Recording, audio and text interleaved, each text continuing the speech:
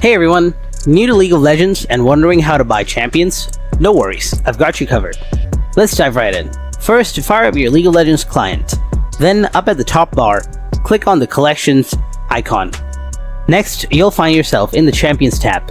Here, you'll see a complete list of champions, both the ones you own and those you don't. You can organize them by most popular position, role, ownership status, or alphabetically. Now select the champion you want to purchase. Clicking on them will bring up their Champion Info tab. From there, hit the Unlock button. Now decide whether to use RP or Blue Essence to make your purchase, and voila, the champion is now yours. After that, simply click on Done. And that's it. That's how you easily buy champions in League of Legends. If you found this video helpful, then smash that like button and subscribe to the channel. And if you have any kind of questions, then please ask them in the comment section below. Thanks for watching.